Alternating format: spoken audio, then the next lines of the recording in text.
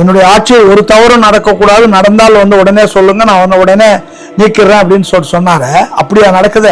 அது அதுக்கு தனித்தனி பிரான்ச் ஆரம்பிச்சு வச்சு கவர்மெண்ட் ஒரு சைடில் நடக்குது, அதுக்கு பேரலல் கவர்மெண்ட் வீட்டில் நடக்குது. மேலேருந்து கூலி கொடுத்து அனுப்புனா அந்த கூலிக்கு வேலை செய்கிறவங்கள மாவட்ட செயலாளர்களும் கிளை செயலாளர்களும் ஒன்றிய செயலாளர் மாற்றிட்டாங்க. கூலிக்காரர்களாக அவர்களை மாற்றி தொண்டர்களாக இருந்தவங்களை அவர்களது கூலிக்காரர்களாக இவங்க மாற்றிட்டாங்க. அதுக்கு பிறகு அவன் தொண்டனாக இருப்பான். நான் அண்ணாவை முழுக்க ஏற்றுக்கொண்டவன். நான் இப்போ இன்னைக்கு கேட்டா நான் இன்னமும் திமுக காரன் தான். நான் தான் திமுக வரவன் இல்லை. அதிமுகவில் கூரை பேரம் பண்றது, அதிமுகவை அழிக்கிறதுன்னு ஒரு கட்சி முயற்சி பண்றதை அப்படியே முதல்ல அதிமுக என்பதை நான் ஏற்றுக்கொள்ளவில்லை. அது ஜெயலலிதா கட்சி, அது அழியறதை பத்தி எனக்கு கவலை இல்லை. என்ன சொன்னீங்க? ஒரு ஆட்சி ஒரு 6 மாசத்துக்கு பிறகு நம்ம பேசலாம். அதுக்குள்ள உங்களுக்கு என்ன அரிப்பு? அதுக்குள்ள உங்களுக்கு என்ன ஆச்சு? உங்களுக்கு ஆட்சி போயிடுச்சு, நம்ம கொள்ளையடிச்சதெல்லாம் வெளியில வருது, நம்மளுடைய நிர்வாகம் லட்சணம் எல்லாம் வெளியில வருது, அந்த ஆத்திரத்துல அவசரப்பட்டு பொங்குறீங்க, அவ்வளவுதானே தவிர என்ன அந்த கூறும் சுயநலமைகளும் நம்மால் ஆகுமா என்று பேசும் தொடை நடிகைகளும், ஏன் வீண் வம்பு என்று சொல்லும் கோழைகளும், எனக்கு இது பிடிக்கவில்லை என்று மிடுக்காக கூறும் கோடாரிகளும் தான் தமிழகத்தில் உழவ காண்கிறோம். அதான் இப்ப இருக்கு.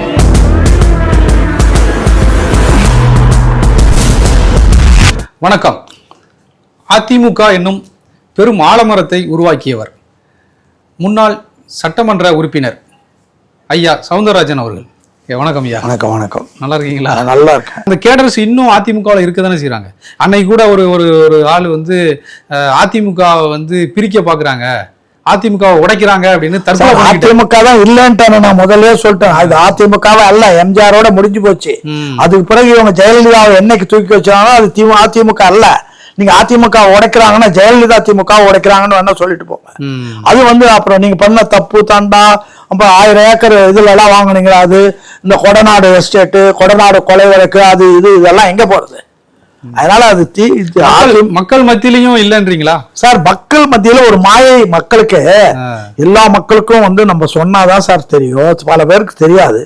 அவன் ஒரு மாயையில அந்த ரெட்டல எம்ஜிஆர் பேச்சு, ஜெயலலிதா இதெல்லாம் காட்டி இவங்க ஏமாத்திட்டு வர்றது இப்ப பல்ல இழிச்சிருச்சு. எல்லாம் உண்மை தெரியுற போது தானா உடைஞ்சு போயிடும். அதுவும் ஒரு இயக்கத்தை எப்படி நடத்தணும்ன்ற தகுதி இப்ப யாருக்குமே தெரியாது. இவங்களுக்கும் தெரியாது, ஸ்டாலினுக்கும் தெரியாது, இவனுக்கும் தெரியாது. காரணம் அண்ணா தான் அதை பக்குவமா நடத்தினார். பக்குவமா அண்ணா யாரும் அண்ணா காலத்துல ஒரு தோழன் கூட கட்சி விட்டு வெளியில போனதே கிடையாது. தெரியுதா? அவர் என்ன சொல்லுவாருன்னா 10-11 வேண்டும் என்று விரும்புவேனே தவிர 10-9 ஒரு காலம் உருப்பட மாட்டேன்னுவார். அதான் கட்சி. அதனால்தான் வைகோ கட்சி ஆரம்பிச்சார தவிர கட்சி எப்படி நடத்துறதுன்னு தெரியாம வீணா போறது. அப்படிதான். புரியுதா உங்களுக்கு? அப்ப இப்ப 2 திராவிட கட்சிகளும் திராவிட கட்சிகளா இல்லன்றீங்க. அங்க இருந்து திசை அதனுடைய கொள்கையும் நிறம் மரம் எல்லாமே மாறி போனா அதுக்கு பேரு நீ பேர் மாத்திரம் பெத்த பேரா வச்சிருந்தா போதுமா? பேருக்கு தகுந்த நடவடிக்கை இருக்கணும்ல. உனக்கு கொள்கை எங்க இருக்கு? லட்சியம் எங்க இருக்கு? கொள்ளை அடிக்கிறதுக்கு அண்ணா அனுமதிச்சாரா? என்னுடைய ஆட்சியில் ஒரு தவறும் நடக்கக்கூடாது, நடந்தால் உடனே சொல்லுங்க, நான் உடனே நீக்கிறேன் அப்படின்னு சொன்னாரு. அப்படியா நடக்குது? அது அதுக்கு தனித்தனி பிரான்ச் ஆரம்பிச்சு வச்சு கவர்மெண்ட் ஒரு சைடில் நடக்குது, அதுக்கு பேரலல் கவர்மெண்ட் வீட்டில் நடக்குது. அந்த ஒவ்வொரு பத்திரப்பதிவுத்துறைன்னு வச்சுக்கோங்க. பத்திரப்பதிவுக்கு நம்ம போனோம்னா உடனே அங்க இருக்க இவங்க உடனே மூர்த்தி, அன்னைக்கு இருக்கிற மூர்த்திக்கு தகவல் சொல்லணும். அவர் 4 ஏக்கரா, 4 ஏக்கருக்கும் 1 ஏக்கருக்கு 10 லட்சம்னு 40 லட்சம் பணம் வந்தா ரெஜிஸ்டர் பண்ணுவாரு. அங்க கிளியர் பண்ணி டோக்கன் பண்ணாதான் இவன் ரெஜிஸ்டர் பண்ணுவான். இதுக்கு பேர் ஆட்சியா? பேரலா அதே மாதிரி சாராய பிசினஸ்லயும், சாராயத்துல நீங்க அதுலயும் கொள்ளை அடிச்சாங்கன்றதெல்லாம் எல்லாத்துலயும் கொள்ளை. ஒவ்வொரு டிபார்ட்மெண்ட்லயும் இந்த சிஎம்டிஏ இருக்கும், தாளமுத்து நடராஜன் பில்டிங்கால இவங்க ஒரு ஆள் இங்க உட்காந்துக்குவான். அந்த எந்த ஆபீசர் இருந்தாலும் இவன் இங்க உட்கார்ந்து வரான் பாரு, அவனுக்கு கிளியரன்ஸ் கொடுத்தாதான் அவன் சாங்ஷன் பண்ணுவான். கிளியரன்ஸ் கொடுக்கறதுக்கு ஒரு பிளாட்டுக்கு ஒரு இதுக்கு 10 லட்சம் 20 லட்சம் 50 லட்சம் இவன் கணக்கு சொல்றது. அதை வாங்கிட்டு அதுக்கு பிறகு சரி கொடுன்னா கொடுப்பாங்க. இப்ப அதெல்லாம் எடுத்துட்டாரு இவர். அதெல்லாம் இந்த சிஸ்டம் எல்லாம் இல்ல. அதான் ஒரு தொண்டர் ஒரு கேடர் அதிமுகவுல இந்த பிளவு இந்த சண்டையை நினைச்சு தற்கொலை பண்ணிக்கிறாரு சார். அந்த அளவுக்கு தீவிரமா கேடர்ஸ் இருக்கிறாங்களா? அவங்கள வச்சு அதிமுக உருவாக்கவே முடியாது. நான் சொல்றது தொண்டர்கள் தொண்டர்கள் பேர்ல நான் குறையே சொல்லலை. தொண்டர்களை தொண்டர்களா இல்லாம அவங்கள நீங்க கெடுத்துட்டீங்க. அவங்க இப்ப ஒரு உதாரணத்துக்கு ஒன்று சொல்றேன். 2019 எங்க தொகுதி சிதம்பரம் பாராளுமன்ற தொகுதி, அதுல திருமாவளவன் நிற்கிறாரு. திருமாவளவன் தோழமை கட்சி, திமுகவுடைய தோழமை கட்சி. அப்ப நான் ஊர்ல கிராமத்துல இருக்கிறேன். ஏன்டா நான் அடிப்படத்திலேருந்து நான் 1952 இந்த கட்சியோட வளர்ந்தவன், தெரியுதா? வளர்ந்து அண்ணாவோடயே இருந்தவன். அங்கே இருக்கப்போ ஒரு 10 நாள் ஆச்சு, ஒன்றுமே இந்த எலெக்ஷன் வேலையே ஒன்றும் நடக்கலை. உடனே அங்கே இருந்த மாவட்ட செயலாளர், திமுக மாவட்ட செயலாளருக்கு ஃபோன் பண்ணி, என்ன தம்பி இது எலெக்ஷன் 10 நாள் தான் இருக்குது, ஒன்றுமே அடையாளமே காணோன்னு. ஆனால் இது இன்னும் மேலேருந்து கவனிப்பு இல்லை, அதுதானே எதாவது பண்ண முடியும் அப்படின்ட்டான். அதாவது மேலேருந்து கூலி கொடுத்து அனுப்புனா அந்த கூலிக்கு வேலை செய்கிறவர்களா மாவட்ட செயலாளர்களும் கிளை செயலாளர்களும் ஒன்றிய செயலாளரும் மாற்றிட்டாங்க. கூலிக்காரர்களாக அவர்களை மாற்றி தொண்டர்களாக இருந்தவங்கள அவர்கள் கூலிக்காரர்களாக இவங்க மாற்றிட்டாங்க. அதுக்கு பிறகு அவன் மாதிரி தொண்டனா இருப்பான்? இருக்க மாட்டான். ஏன்னா அவனுக்கு என்ன அதிகாரம் இருக்கு? கேண்டிடேட் அவன் செலக்ஷன் பண்றானா? ஏதாவது உரிமை உண்டா? ஒன்றும் கிடையாது. இவங்க கொள்ளையடிச்சு கொடுக்கறதுல சில எலும்புத்தூடுகள் அங்கே போகுது, அவ்வளவுதானே தவிர அவன் அப்படிப்பட்ட வாழ்க்கைக்கு அவனை அண்ணா பக்குவப்படுத்தல. அவங்கள நீங்க அது மாதிரி கெடுத்துட்டீங்க. சாராயத்தை கொண்டாந்து கொடுத்து, அதை கொடுத்து, இதை கொடுத்து அவனுடைய திசையை தொண்டன்ற நிலைமை விட்டு குண்டர்களா மாத்திட்டீங்க. இதுதான் நடந்தது. ரெண்டுமே திராவிட இயக்கம் அல்ல. இல்ல நீங்க எடப்பாடி அவர்கள் நிறைய கயிறுலாம் கட்டியிருக்காரு அப்படின்லாம் சொன்னீங்கல்ல.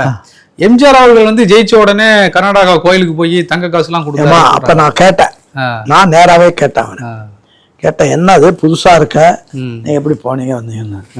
அவரு இதை பெருசுபடுத்துவானா அப்படியே விட்டுருங்க, எங்க அம்மா ஒரு வேண்டுதல் இருந்தது, எங்க அம்மாவோட வேண்டுதல்ன்ற முறையில நான் போயிட்டு வந்தேன், எனக்காக நான் போகல, வேற ஒன்றும் இல்லை, அதை அப்படியே விட்டுடுங்கன்ட்டாரு. நான் கேட்காம வைக்கிறதே கிடையாது. உங்களுக்கு நான் திமுகவில் இருந்த போதும் சரி, திமுகவில் இருந்தபோது 72 கலைஞர் இதுல திருச்சியில் உட்காந்துருக்காரு, ஜெயங்கொண்டத்துக்கு வரணும். ஜெயங்கொண்டத்துல ஒரு பிரச்சனை. அப்ப நான் பொதுக்குழுல இருக்கிறேன், எனக்கு கீழே 50 பேர் உண்ணாவிரதம், வெற்றி கொண்டான் எல்லாரும் உண்ணாவிரதம் உட்காரு. நான் இந்த பிரச்சனையை தீர்க்காம முதலமைச்சர் இங்க வரக்கூடாது அப்படின்ட்டேன். அவர் அங்க இருந்துட்டு உடனே அன்பில் தர்மலிங்கத்தை அனுப்புனாரு, MS வெங்கடாஜலத்தை அனுப்புனாரு, மதுரை முத்துவை கூப்பிட்டு அனுப்புனாரு, பக்கத்து தஞ்சை மாவட்டத்தில் கோசி மணியை அனுப்புனாரு, அப்புறம் ராஜமாணிக்கம்னு ஒருத்தர், அவங்கெல்லாம் வந்தாங்க. நான் சொன்ன பிரச்சனை தீர்த்துட்டு அவர் வரட்டும், பிரச்சனை தீர்க்காம இங்க வரக்கூடாதுன்ட்டேன்.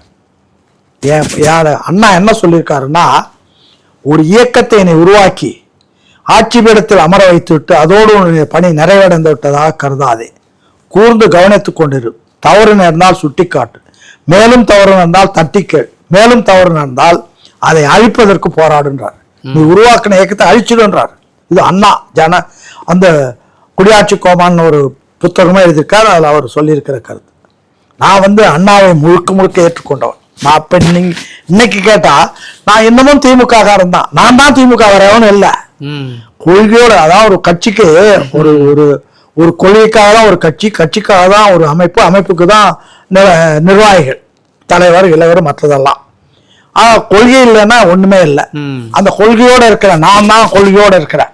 இதுல இருந்து இன்னும் இதுலயே நான் மாறுபடல. ஆனா இவங்க எல்லாம் கொள்கையே கிடையாது. பிஜேபியோட போய் சேர்ந்தாங்களா என்ன கொள்கை?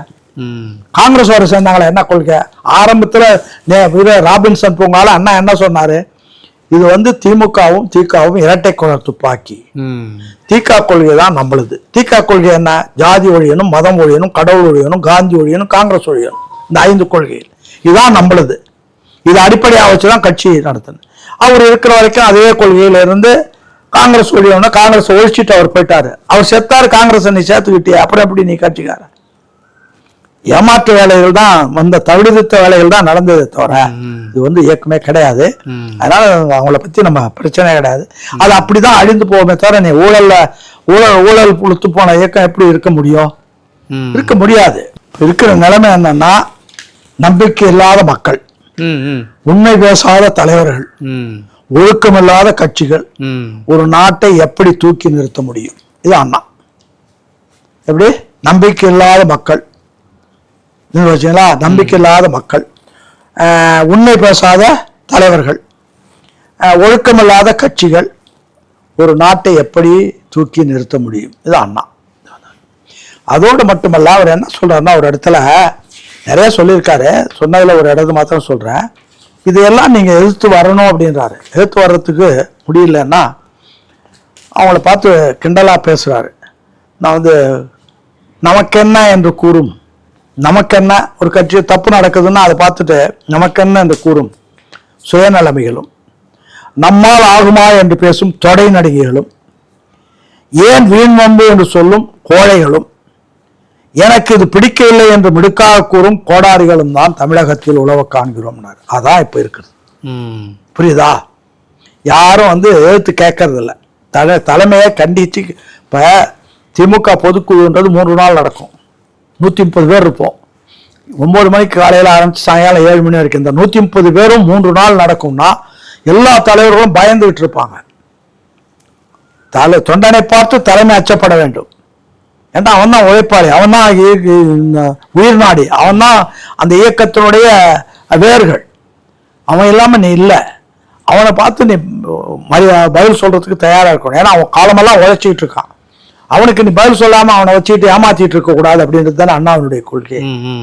அதே பெரியார் அதை பத்தி இன்னொரு இடத்துல என்ன சொல்றாருன்னா, இன்றைக்கு ஆட்சியில் இருப்பவர்கள் அல்லது இன்றைக்கு ஆட்சியில் இருப்பவர்கள் அல்லது நாளைக்கு ஆட்சிக்கு வரக்கூடியவர்களில் குறிப்பாக ஒருவரை குறை கூறினால் நமக்கு வரக்கூடிய நன்மைகள் வராமல் போய்விடும் என்றோ அல்லது அவர்களால் தீங்கு நேரிடும் என்றோ அஞ்சி ஊமையாய் காலம் கழிக்கும் அறிஞர்களே மிகுதி.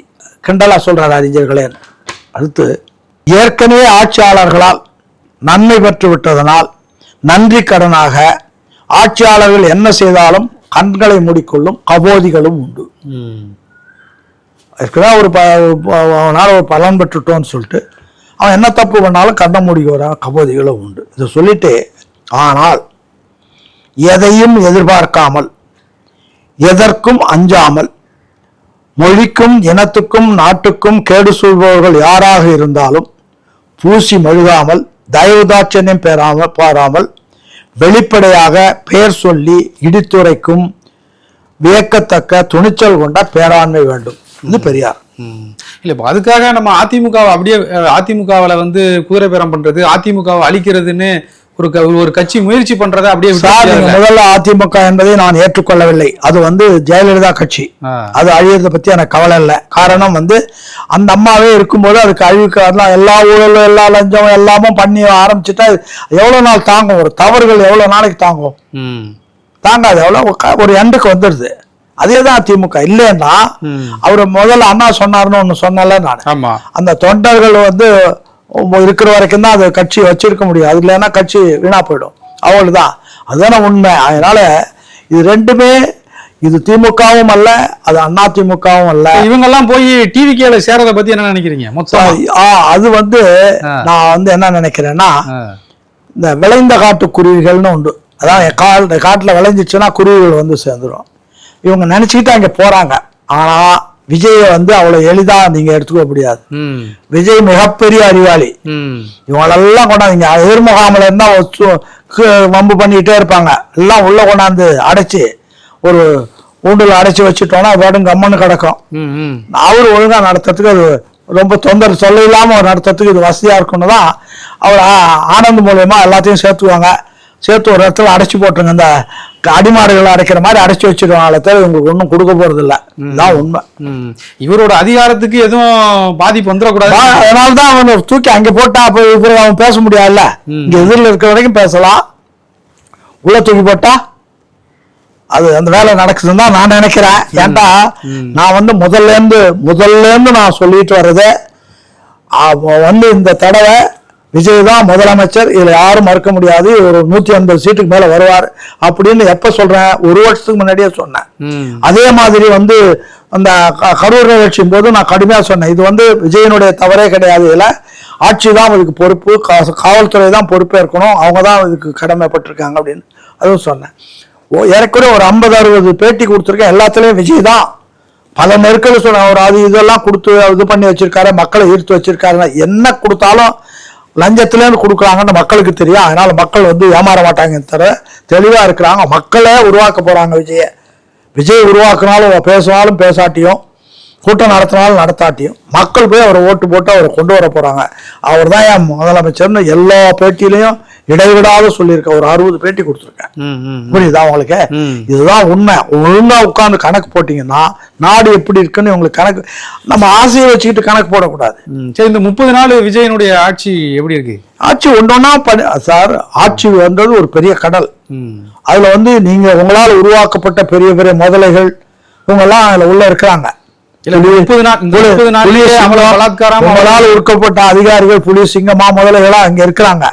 அதெல்லாம் கணக்கெடுத்து ஒரு வழி பண்ணி அதுக்கு பிறகு அவங்களையும் இங்க இந்த பருப்பு இங்க வேகாதுன்றது அவங்களுக்கும் தெரிய வச்சு கொண்டு வர்றதுக்கு ஒரு டைம் வேணும். அந்த டயத்துக்குள்ள நீங்க போய் பிறந்ததுமே வந்து அந்த குழந்தைகள வாள் கொடுத்து சண்டைக்கு போன்று சொல்ற மாதிரி சொன்னா வேலைக்கு ஆகாது. அவரு அதை பத்தி தெளிவா, அதனாலதான் அவரு அதிகமா பேசாம இருக்கிறதுக்கு காரணமே இதெல்லாம் ஸ்டடி பண்ணிட்டு அதுக்கு பிறகு பேசுவார். செய்ய வேண்டிய வேலைகளை ஒழுங்கா நிம்மதியா அழகா அம்சமா செஞ்சிட்டு இருக்காரு. அவர் பிரச்சாரத்திலே பெருசா பேசலன்றாங்களே. அதுதான் சார் நான் சொல்ற, பிரச்சாரத்திலேயே வந்து சொல்லிட்டார். அவர் 2 வார்த்தையை சொல்லிட்டார். நம்முடைய கொள்கை எதிரி டெல்லி, நம்முடைய அரசியல் எதிரி திமுக, 2 சொல்லிட்டாரு. அப்புறம் இதுக்குள்ள எல்லாமே அடக்கமாச்சு. அப்புறம் என்ன இருக்கு? இல்ல, கொள்கை எதிரின்னு சொல்லிட்டு அதுக்கப்புறம் அவங்க என்னெல்லாம் பண்றாங்க அப்படிங்கறத ஒண்ணும் பேசலையே. இல்ல, வருவாங்க படிப்படியா வரும். இப்ப எதுல விட்டு கொடுத்தாரு அங்க இவங்க என்ன சொல்லணுமோ அதெல்லாம் அங்க போய் சொல்றாரு. சொல்லி இப்ப அவரு முதல் நாள் போனாரு, 4 பிரச்சனைகளை வச்சுட்டு வந்தாரு. அடுத்த நாள் போனாரு, அது பேசுறாரு.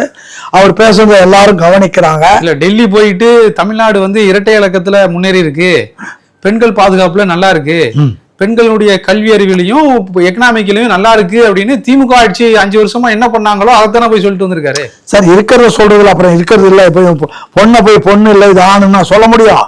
இருக்கிறத சொல்றோம். இருக்கிறத நான் ஒழுங்கா பண்றதுக்கு வேண்டிய ஏற்பாடுகள் நடக்கும். இருக்கிறத சொல்லாம அந்த கிரெடிட்டை தான் அவரு இப்போ அவர் முன்னாள் முதல்வர் என்ன ஸ்டாலின் என்ன சொல்றாருன்னா, அப்ப நாங்க நல்லதானே வச்சிருந்தோம்ன்றாரு தமிழ்நாட்டை. ஸ்டாலின், நீ சாராயம் குடிச்சியா இல்லையா, ஊழல் பண்ணியா இல்லையா, லஞ்சம் வாங்கினியா இல்லையா, இயற்கை வளங்களை கொள்ளடிச்சா, அதுக்கெல்லாம் பதில் சொல்லப்பா. எதுல நீ வாங்காம 30% கமிஷன் இல்லாம ஒரு வேலையும் நடக்கலையே. அப்ப அதனோட தரமில்லாத சாலைகள், தரமில்லாத கட்டடங்கள் இடிஞ்சு விழுத. அப்புறம் ஊழல் பெயர் வழின்னு நீயோ டிக்ளேர் பண்ண 2021 தேர்தலில் செந்தில் பாலாஜி நான் ஆட்சி வந்ததும் உடனே பிடிச்சி உள்ள போட்டுருவான் ஆஸ்பூஸ்ன்னு. எங்க போட்ட? உன் பக்கத்துல மடியில உட்கார வச்சுக்கிட்ட. அதான நடந்தது. இல்ல, இவங்களும் மது கடைகளை மூடுறேன்னு சொன்ன 707 கடைகளோட அறிக்கையை ஒன்றும் வெளியிடல. அப்புறம் 23 குவாரிகளை நாங்க மூடுறோம்னு சொன்னாங்க, அதையும் வெளியிடல. எல்லாம் இப்ப வெளியிடலன்னு சொல்ல, அதுக்கு வேண்டிய நடவடிக்கைகள் நமக்கு தெரிஞ்சாதானே அது உண்மை இல்லையான்னு தெரியும். நீங்க வந்து இதெல்லாம் பேசுறதுக்குரிய காலமும் இது அல்ல. நீங்க வந்து என்ன சொன்னீங்க, ஒரு ஆட்சி ஒரு 6 மாசத்துக்கு பிறகு நம்ம பேசலாம். நீங்க அதுக்குள்ள உங்களுக்கு என்ன அரிப்பு, அதுக்குள்ள உங்களுக்கு என்ன ஆச்சு? உங்களுக்கு வந்து ஆட்சி போயிடுச்சு, நம்ம கொள்ளையடிச்சதெல்லாம் வெளியில வருது, நம்மளுடைய நிர்வாகம் லட்சணம் எல்லாம் வெளியில வருது என்ற ஆத்திரத்துல அவசரப்பட்டு பொங்குறீங்க, அவ்வளவுதானே தவிர. இப்ப பெருந்தலைவர் காமராஜர் இருந்த போது திமுக ஆட்சி வந்ததும் அவர் சொல்லிட்டார், ஒரு 6 மாதம் யாரும் வாய் தரக்கூடாது, ஆட்சி நடத்தட்டும், அதுக்கு பிறகு நம்ம பேசுவோம் அப்படின்ட்டாரு. அதுதானே நடந்தது. அவர் அப்படிதான் இருந்தார். நீங்க காமராஜர் சொன்ன வார்த்தையை மாத்திரம் எடுத்துக்கிட்டீங்களே தவிர நீங்க எங்க யோக்கியமா இருக்கிறீங்க? நீங்க தான் சும்மா போட்டு 3ஆவது நாள் 4ஆவது நாள்ல இருந்து ஆரம்பிச்சிட்டீங்க. அதனால உங்களுக்கு வந்து உங்களால் பயிற்சி வைக்கப்பட்ட ஆட்கள், பழக்கப்பட்ட ஆட்கள், லஞ்சம் வாங்கின ஆட்கள், வாங்கி கொடுத்த ஆட்கள் தான் இங்க அதிகாரத்தில் இருக்கான். அவனுக்கு என்னடா நம்ம தொழில் போயிடுச்ச. அதிகாரிகள் இருக்கிறவங்க, ஆபீஸ்ல இருக்கிறவங்க எல்லாம் ஏரோளமா லஞ்சம் கொடுத்து வேலைக்கு வந்திருக்காங்க. அது ஒரு முதல் மாதிரி. அவன் வந்து வேலை சம்பளத்துல வேலைக்கு அப்படின்றது வேற. ஒவ்வொரு நாளும் இப்போ சர்வேயர்களுக்கான எனக்கு தெரிஞ்ச சர்வேயர்கள் ஒரு நாளைக்கு 50,000 ரூபாய் வருமானம் இல்லாமல் வீட்டுக்கு போகல. அவனுக்கு சம்பளமே 15,000 20,000 30,000 ஏதோ ஒன்று கொடுக்குறாங்க. ஆனால் ஒரு நாளைக்கு 50,000 ரூபாய் அவன் சம்பாதிக்கிறான். Surveyor, land surveyor. அதே மாதிரி விஏஓ, அதே மாதிரி எல்லா துறையில் இருக்கிறவங்க ஒவ்வொரு நாளும் லட்சம் இதில் இருக்கவங்க, இந்த பதிவுத்துறையில் இருக்கிறவங்க லட்சக்கணக்கில் தான் வீட்டுக்கு எடுத்துகிட்டு போகிறாங்க. அதே மாதிரி டிரான்ஸ்போர்ட் துறையில் இவங்கெல்லாம் வந்து வேலைக்கு வரும்போது பல லட்சம் கொடுத்து வேலைக்கு வர்றாங்க. அதோட ஒரு சீட்டு, வேலைக்கு வந்ததுக்கு மாத்திரம் பணம் கொடுக்கல, ஒரு பர்டிகுலர் சீட்டு வேணும்னா சென்னையில் ஆர்டிஓ இருக்கணும்னா அதுக்கு ஒரு ரேட்டு, காஞ்சிபுரத்தில் ஆர்டிஓ இருக்கணும் அதுக்கு ஒரு ரேட்டு, திருச்சியில் ஆர்டிஓ இருக்கணும் அதுக்கு ஒரு ரேட்டு. ஏன்னா அவ்வளோ அங்கே கொள்ளை அடிக்கலாம் அப்படின்ற வந்தவங்கெல்லாம் இருக்காங்களா. அவங்களுக்கெல்லாம் இப்போ என்னாச்சு, திமுக இருந்தாலும் அதிமுக இருந்தாலும் யார் இருந்தாலும் அந்த 2 பேர்கிட்டயும் அவங்க அட்ஜஸ்ட் பண்ணிட்டு இருந்தாங்க. இப்போ 3வது ஒருத்தர் வந்த பிற்பாடு அந்த தொழில் பண்ண முடியாது என்னடான்னு சொல்லிட்டு இந்த ஆட்சிக்கு தொல்லை கொடுத்து கொண்டு இருக்கிறார்கள். இந்த தொல்லை குறுகிய காலத்துல அந்த தொல்லையெல்லாம் கண்டுபிடிக்கப்பட்டு கருப்பாடுகள் எது எதுன்னு பார்த்து கண்டுபிடிக்கப்பட்டு நல்ல உண்மையில நல்ல நடவடிக்கை எடுக்கப்படும். அது வரைக்கும் கொஞ்சம் பொறுமையாக தான் இருந்தோம். இல்லை அது இந்த அதிமுக விஷயத்துல நீங்க எடப்பாடி அவர்களே சட்டமன்றத்திலே பேசியிருந்தாப்புல அந்த என்னன்னா நீங்க எதிர்க்க அதிமுகவினுடைய கட்சி தலைவரா நீங்க என்னதான் வந்து பார்த்துருக்கணும், ஆனா என்ன பார்க்காம நீங்க ஏன் சிவி சண்முகத்தை போய் பார்த்தீங்க, அப்போ கட்சியை உடைக்கிறதுக்கான வேலைகளை எல்லாத்தையும் நீங்க பண்ணீங்கல்ல அவரே கேட்டுருக்காங்கல்ல. நான் போய் இப்போ ஒரு வீட்டுக்கு போறேன், அவங்க அப்பாவை பார்க்குறேன், இல்லை பையனை பார்க்குறேன், அல்லது அவங்க சம்சாரத்தை பார்க்குறேன், அது ஏன் விருப்பம். நீ வந்து என்னதான் பார்க்கணும்னு ஏதாவது ரூல் இருக்கா? உன் யோகிதான் தெரியும். நீ வந்து ஆட்சி அமைக்கிறதுக்கு முன்னாடி நீ வந்து முதலமைச்சர் ஆகிறதுக்கு நீ திமுகவோடய போய் உடன்பாடு போனா உன்னையா பார்க்கணும், தரித்திரம் பிடிச்சவன உன்னையா பார்க்கணும். நீ போய் எந்த இயக்கத்தை எதிர்த்து எம்ஜிஆர் கட்சி நடத்தினாரோ ஜெயலலிதா கட்சி நடத்தினாங்களோ அவங்களுக்கு மீறி நீ அவங்களோட போய் உடன்பாடுக்கு போனிய, அப்போ அதை விட நீ என்ன யோகியாவா? நீ அந்த அம்மா காலில் விழுந்து பதவி வாங்கிட்டு அந்த அம்மாவை ஜெயிலுக்கு போன ஒருபாடு தெருவில் விட்டுட்டிய, நீ என்ன யோகிய? நீ என்ன லஞ்சம் லாவான? அந்தந்த எனக்கு தெரியும் அங்கங்கே இருக்கிற மாவட்ட செயலாளர்கள் எம்எல்ஏக்கெல்லாம் அங்கங்கே என்னென்ன இருக்கிறோ அதை நீங்கள் கொள்ளடிச்சுவாங்க, என்கிட்ட தொந்தரவு பண்ணாமல் இருங்கன்னு தான் போன 4 பழனிசாமியுடைய ஆட்சியில் எல்லாரும் ஒவ்வொன்றும் சம்பாதிக்கிறதுக்கான வழி ஓட்டாங்க. எம்எல்ஏன்னா அந்த ஊரில் ஏதாவது நதி இருக்கா, ஆறு இருக்கா, குளம் இருக்கா, குட்டை இருக்கா, என்ன பண்ணுமோ வந்து சொல்லு, பர்மிஷன் தர, நீ அதை பண்ணிக்கோ. என்னோட பதவியில் இருக்கிறவங்களுக்கு இந்த கூத்தூரில் என்ன பண்ணாங்க, 3 கோடி ரூபாய் கொடுத்து தானே அவங்கள சரி கட்டினீங்க. அதெல்லாம் ஏது பணம்? 3 கோடி ரூபாய் கொடுக்குறது. உனக்கு 1.5 ஏக்கர் நிலத்தோட வந்தவன் உனக்கு அது எல்லாம் 120 பேர் 130 பேருக்கு 3 கோடி கொடுக்கறதுக்கு எங்கே இந்த பணம் வந்தது? இதெல்லாம் கொள்ளையடிச்ச பணம் இல்லையா? அதெல்லாம் நிறைய கதை இருக்குது, ஒன்றும் சாதாரணம் கிடையாது. அதனால இவங்க வந்து இப்போ ஆத்திரப்படுறதுக்கு என்ன காரணம்? ஐயோ கொள்ளடிக்கலாம்னு நினைச்சோம் போயிடுச்சேன்னு அவங்களுக்கு கவலை. இல்லை ஒருவேளை இவங்க அங்கே போய் சேரதுக்கான காரணமா அதுவா இருக்கலாமா?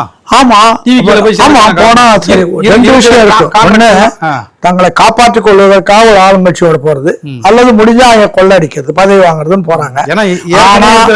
இவங்களை விட 1000 மடங்கு புத்திசாலி விஜய். அவர் வந்து இவங்களெல்லாம் வர்றவங்களெல்லாம் வரட்டும்னு ஒரு கம்பார்ட்மெண்ட்ல போட்டு அடைச்சிட்டு அவர் வேலையை பார்க்க போறாரு. அவ்வளவுதான் நடக்கும். சரி, உங்களுடைய கருத்துக்களை மிக தெளிவாக முடிச்சதுக்கு ரொம்ப நல்லது, மகிழ்ச்சி.